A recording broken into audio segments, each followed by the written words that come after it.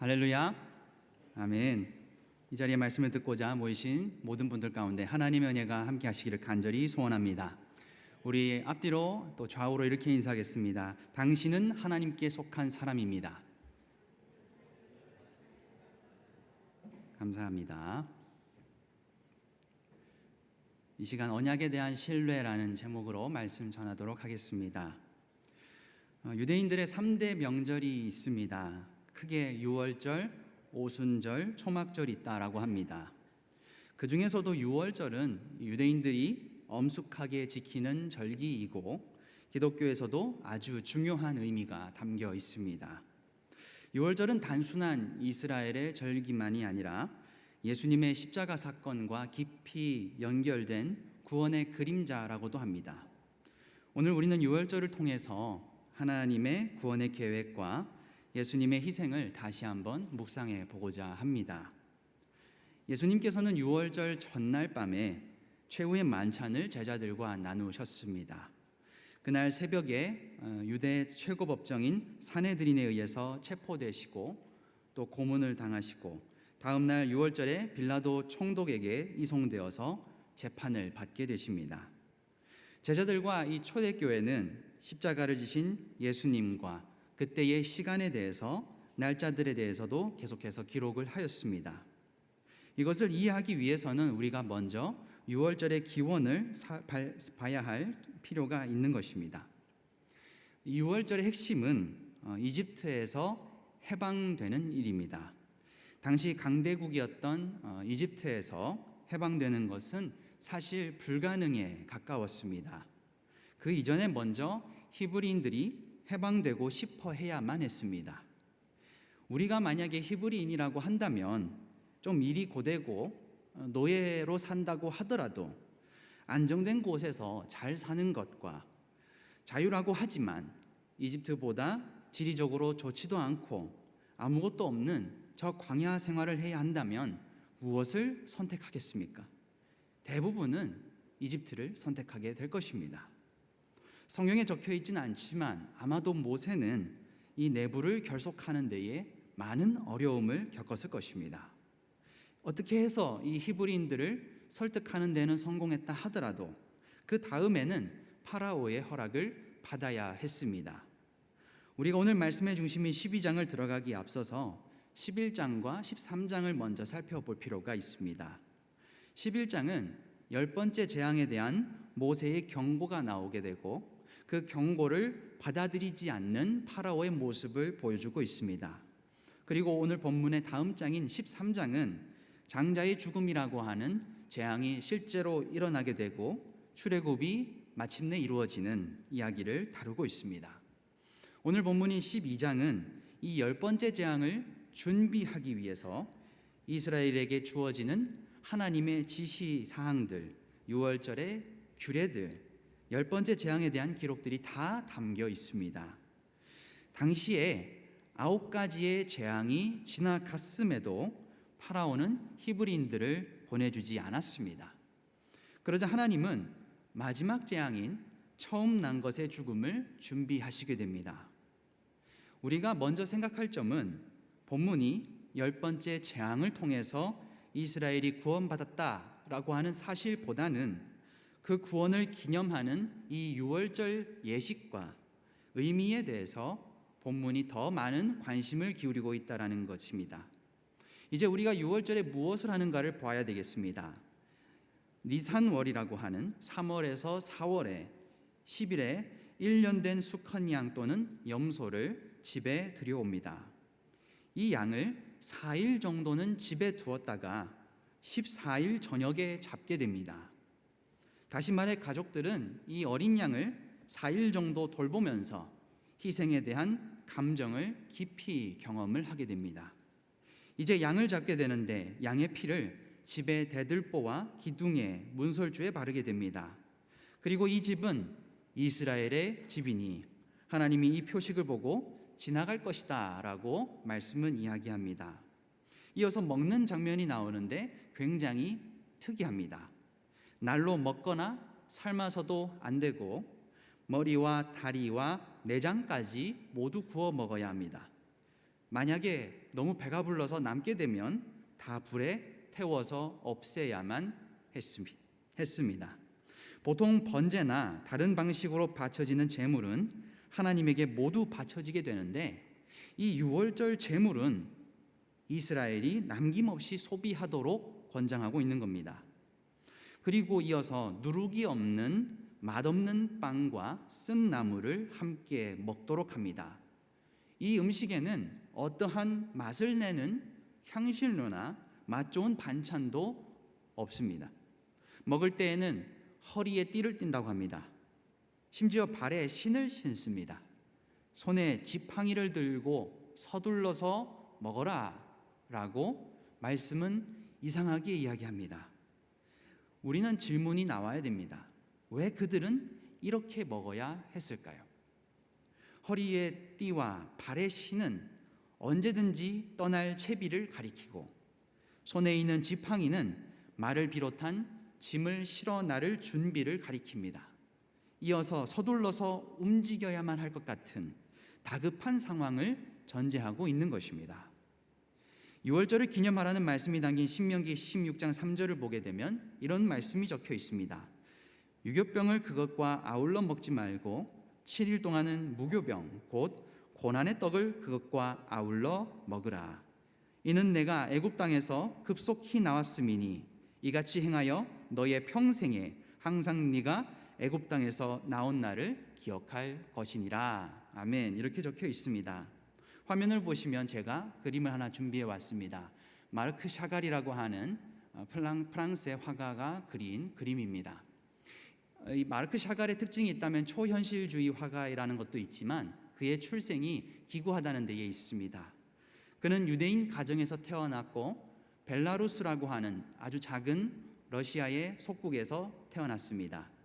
그는 평생을 러시아에서 방황하다가 프랑스로 유학을 가게 되었습니다. 그는 피카소에게 가르침을 배우면서 많은 영감을 얻게 됩니다. 그림을 보시게 되면 반 고흐의 흔적이라고도 할 수 있고 피카소의 영향이라고도 할 수 있는 샤갈만의 독특한 색깔이 보일 것입니다. 마르크 샤갈은 항상 색 대비를 중시하는 사람이었습니다. 화면을 보시면 정 가운데 위에 천사가 지나가고 있습니다. 장자의 죽음을 실행하고 있는 천사입니다. 그런데 밑에는 한 가족이 함께 유월절 식사를 하고 있습니다.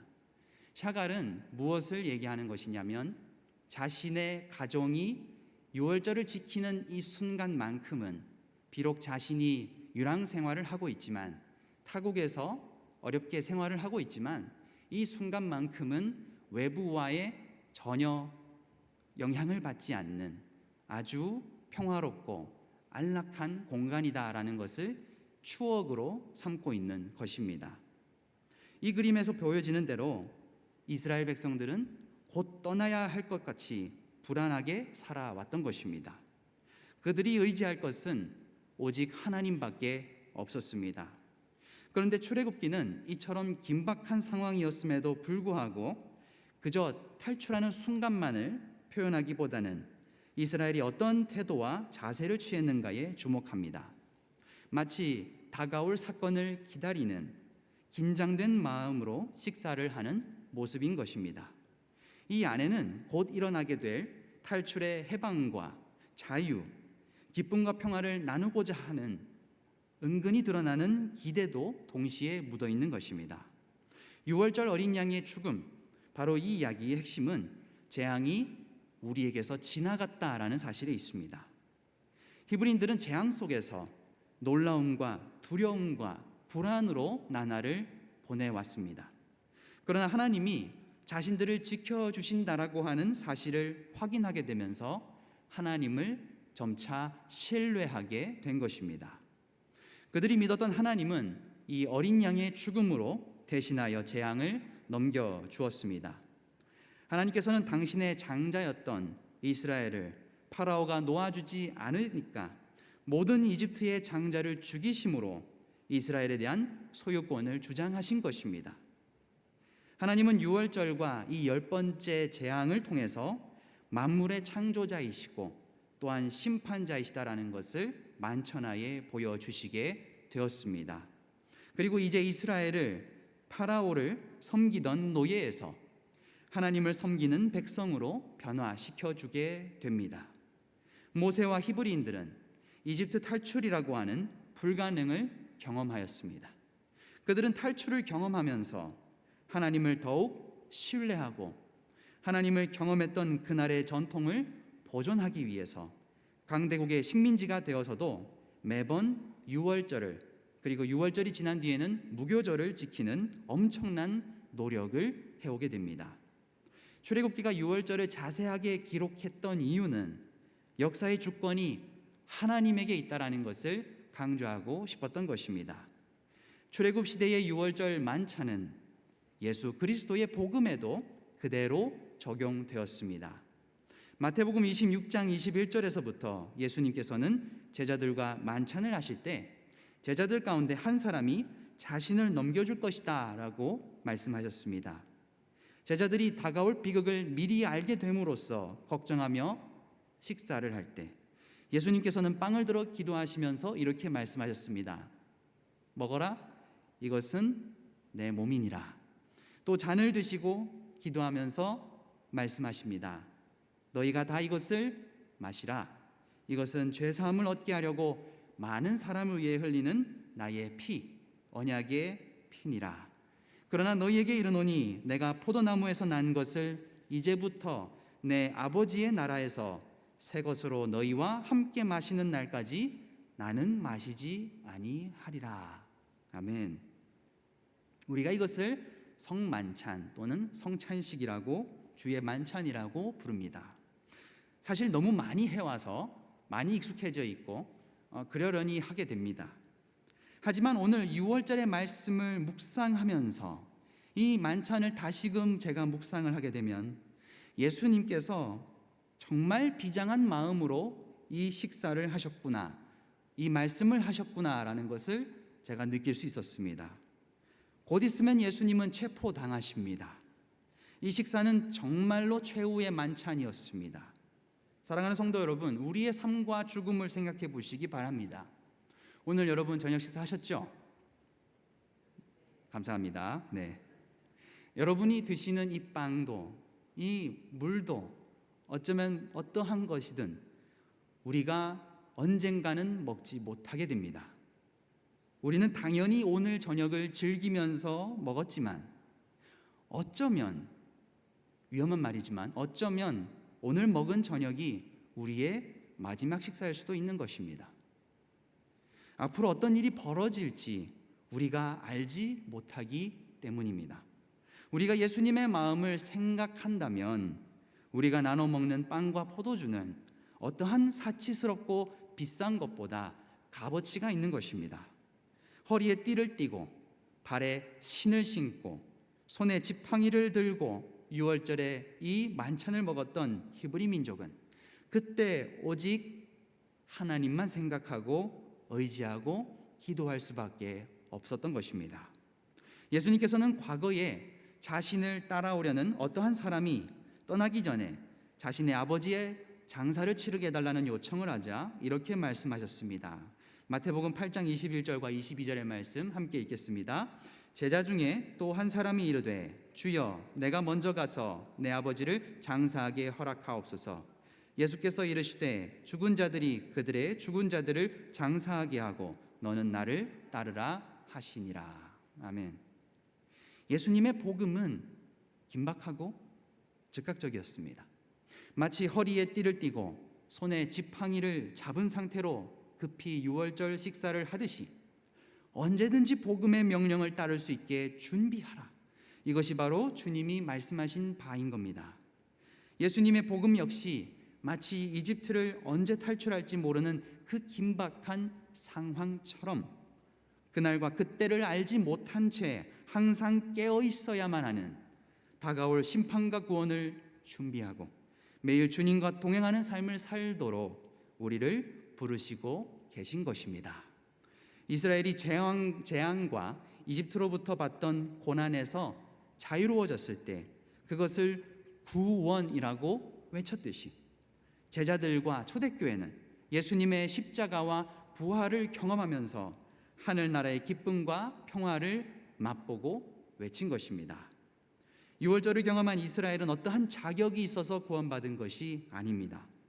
하나님과의 관계를 어떻게 정하고 받아들이느냐가 그들에게는 더 중요했습니다. 그래서 유월절의 구원은 하나님을 받아들이는 모든 자에게 열려 있습니다. 그 구원을 위해서는 그저 어린 양의 죽음이 필요했습니다. 하나님께서 이집트의 모든 장자가 죽던 밤에 이스라엘의 장자를 살려주신 이유는 유월절 양의 죽음과 그 피로 인한 표시 때문이었습니다. 사도 바울은 고린도전서 5장 7절에서 예수 그리스도는 우리를 위해 희생된 우리의 유월절 양이다 라고도 했습니다. 예수님은 떡과 포도주를 자신의 살과 피라고 선포하셨고 십자가에 돌아가심으로 새 유월절이 이루어졌습니다. 유월절의 새 희생양이신 예수님의 죽음으로 하나님의 백성은 자신을 억누르고 노예 생활로부터 벗어나서 하나님께 속한 자들이 되도록 자유를 얻은 겁니다. 그의 피로 우리는 구원을 얻었고 하나님의 백성이 되었습니다. 이제 하나님이 자신들과 함께 계신다는 것을 이해할 수 있습니다. 그리고 신뢰했기 때문에 제자들은 순교를 할 때에도 기쁨으로 맞이할 수 있었습니다. 사랑하는 성도 여러분, 여러분은 예수 그리스도 어린 양의 희생으로 세상에서 자유로워지셨습니까? 과연 우리는 세상으로부터 영적인 출애굽을 이루었습니까? 이제 우리는 또 다른 삶으로 돌아가야 됩니다. 그런데 우리는 모두 자기 스스로 자기를 성취해야 한다는 강요와 욕망에 묶여 있지 않습니까? 생존과 안전을 위해서, 안전과 인정과 존중을 받기 위해서, 자아를 실현하기 위해서 우리는 평화를 누리지 못하고 살아가고 있지 않습니까? 현대인의 최대의 문제는 삶의 의미의 위기다라고도 합니다. 잘 먹고 잘 사는데도 삶이 근본적으로 무의미하게 느껴지는 이유는 단순히 개인의 문제가 아니라 우리 사회 전체의 구조적 문제에 뿌리를 두고 있습니다. 현대 사회는 외형적으로는 자유와 발전을 이루었지만 내면적으로는 물질과 돈의 가치에 지나치게 매몰되어 인간의 가치를 잃어버리고 있습니다. 독일의 사회학자 겸 철학자인 게오르크 짐멜은 바로 이 점을 깊이 있게 분석을 했습니다. 짐멜은 화폐의 경제가 인간의 모든 이해관계를 동일하게 규정하게 됨으로써 오히려 개인의 정체성과 내면의 가치가 소외되고 있다라고 진단했습니다. 돈은 그저 단순한 교환 수단이 아니게 되었습니다. 모든 가치를 평가하는 척도가 되었고 결국 우리에게 권태와 공허와 의미의 상실을 안겨주고 있다라는 것입니다. 우리는 매 순간 돈과 물질 관계에 얽혀서 나의 가치를 잊어버리고 살아가고 있습니다. 어쩌면 이것은 영적인 노예 생활이 아니겠습니까? 이러한 사회적 경제적인 구조 속에서도 우리는 예수 그리스도의 구속과 자유의 메시지를 통해 새로운 삶의 방향성을 찾아야 합니다. 사람들은 사도 바울이 고린도전서 15장에서 말한 대로 부활과 새 창조에 대한 소망을 갖지 못할 때에 내일 죽을 테니까 먹고 마시자라고 할 수밖에 없는 것입니다. 그러나 우리는 예수님께서 우리를 자유와 평화로 구원하셨다는 것을 믿고 개개인의 나의 사건으로 받아들이고 세상이 아니라 하나님을 섬기기로 결단해야만 하는 것입니다. 사람들은 국가나 사회, 인류가 추구하는 공동의 목표보다는 그저 나 혼자 살기에 급급합니다. 한편으로 그 속에서 사람들은 허무감을 느끼고 의미 있으면서도 건전한 무엇인가를 찾고 있습니다. 현대 여성신학자인 도르토 조엘라라는 사람은 성경의 근거를 두고 자기 표현으로서의 노동과 사회적인 관계, 자연과 화해하는 노동에 중점을 두고 비전을 제시하고 있습니다. 우리가 살아가는 이 사회는 노동자를 사람으로 보지 않습니다. 조엘라는 우리 그리스도인들이 하나님의 유월절 해방의 정신을 본받아서 우리가 먼저 서로 사랑하고 서로 인간성과 본래 모습인 거룩과 경건을 회복하는 것이 필요하다라고 외치고 있었습니다. 사랑하는 성도 여러분, 여러분은 여러분의 일상을 예배라고 믿으십니까? 우리의 일상은 어떻게 예배로 변화하고 있습니까? 6월절 어린 양의 피로 구원을 받은 이 히브리 백성들은 더 이상 이집트의 노예가 아니었습니다. 이제 그들은 하나님의 백성이 되어서 하나님의 말씀을 따라서 살아야만 했습니다. 예수님께서 십자가에서 흘린 피로 우리 또한 죄와 사망에서 자유를 얻었습니다. 그리고 예수님은 그 새 언약을 우리에게 주셨습니다. 이제 우리는 하나님께 속한 백성으로 살아가야 마땅합니다. 그런데 우리는 과연 하나님께 속한 사람으로 살고 있습니까? 6월절을 경험한 이스라엘이 더 이상 이집트의 법을 따르지 않듯이 우리가 더 이상 세상의 가치가 아니라 하나님 나라의 가치를 따라 살아야 하지 않겠습니까? 우리가 하나님을 섬긴다고 하면서도 여전히 세상 기준에 얽매여 있다면 우리는 참된 자유를 맛보지 못하는 것입니다. 사회는 점점 더 이기적으로 변하고 있습니다. 종교에 대한 무관심과 더불어서 영적인 것을 채우려는 욕구는 커지고 있습니다. 자살률은 계속해서 올라갑니다. 이러한 새로운 현실에 대처하기 위해서 우리는 시대 정신을 읽고 적절하게 대응하는 것이 필요합니다. 오늘 우리는 돈과 물질이 모든 것을 평가하는 시대를 살아갑니다. 예수님께서는 우리에게 세상이 줄 수 없는 자유와 평화를 주셨습니다. 그러면 우리는 어떻게 이 땅에서 하나님의 나라를 살아낼 수 있을까요? 먼저 우리는 하나님을 섬기는 데 합당한 모습을 갖추어야 합니다. 우리가 경험한 구원의 사건을 다음 세대에 계속 전하고 가르치고 체험하도록 인도해야 됩니다. 아무리 우리가 훈련이 되어 있어도 자극에 먼저 반응하는 것은 이성이 아니라 감성입니다. 우리는 고통과 쾌락을 상대로 훈련하는 과정이 필요한 것입니다. 유혹을 받을 때에 숙련된 자세로 반응하는 것은 누구도 쉽지 않습니다. 우리는 욕구와 욕망에 취약합니다. 유혹이 올 때에 현실에 대해서 눈을 감고 불편함을 감수하더라도 하나님에게 반응하는 우리가 되기를 소원합니다. 두 번째로 우리는 세상으로 나아가서 세상 사람들이 무기력과 갈등을 겪는 것은 당신들이 영적인 노예 생활을 하기 때문이라고, 죄로부터 구속과 회복을 이루어 가시는 하나님의 말씀에 응답해야 된다라고 우리는 외칠 수 있어야 합니다. 그리스도인은 세상의 방식으로는 전혀 소망이 없다라는 것을 부름을 받았습니다. 현실과 약속 사이에서 괴리감을 느낄 때에 신실하신 하나님을 고백하고 소망을 가지고 기다리는 일상의 예배를 채워가는 우리가 되어야 되겠습니다. 마지막으로 우리는 다가오는 시대의 변화와 소통하는 문화적인 성육신의 과정을 거쳐가야 합니다. 6월절 어린 양이 되시기 위하여 육신을 입고 죽음을 겪으신 예수님을 따라서 우리는 오늘날 이 사회가 내세우는 모든 가치를 거부하고 기독교에서 외치는 관계와 사랑과 인간성을 우리 안에서부터, 나 스스로부터 다시 회복시켜야 되겠습니다. 세상의 재미는 지정의의 측면에서 나의 몸이 받아들이는 쾌락에 집중합니다.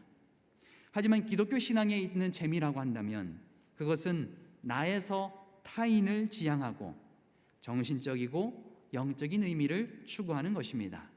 신앙생활의 쾌감은 약속의 성취에 대한 기대와 하나님에 대한 소망으로부터 옵니다. 항상 기뻐하라는 바울의 말은 재미를 추구하는 것과 달리 하나님과의 교제 속에서 기쁨을 얻고 성도들과 교제하면서 기쁨을 얻는 것을 가리킵니다. 복음의 빛을 따라 살아내고 사회가 제시하는 틀과 기준들을 부수고 사람을 수단이 아니라 목적으로 대하시는 예수 그리스도의 겸손을 따라 살아가는 저와 여러분 되시기를 간절히 축원합니다. 스페인 나바라 지역이라는 곳에는 예수의 창립자인 성 프란치스코 하비에르의 출생지가 있습니다. 그곳에 있는 하비에르 성에는 미소 짓는 그리스도라는 조각상이 걸려 있습니다. 가족 예배당입니다. 예수님의 십자가 형상을 보면 예수님은 고통과 슬픔이 아니라 평화의 미소를 띠고 계십니다. 이 미소는 하나님께서 우리에게 주시는 부활의 희망, 사랑, 약속을 담고 있습니다. 우리의 믿음이 고통을 견디는 것에 머물지 않고 고통 속에서도 미소를 지을 수 있는 하나님의 은혜를 발견하는 놀라운 은혜로 나아가도록 조각상이 모범을 보이고 있는 겁니다. 사랑하는 성도 여러분, 이스라엘 백성이 이집트를 떠난 후에도 광야에서 계속 이집트를 그리워하고 뒤돌아보았던 것처럼 우리도 때로는 세상의 가치에 흔들릴 때가 있습니다. 여전히 돈, 성공, 세상의 인정이 우리를 붙잡습니다. 하지만 우리가 기억해야 할 것은 우리는 더 이상 세상의 종이 아니라 하나님의 백성이라는 사실입니다.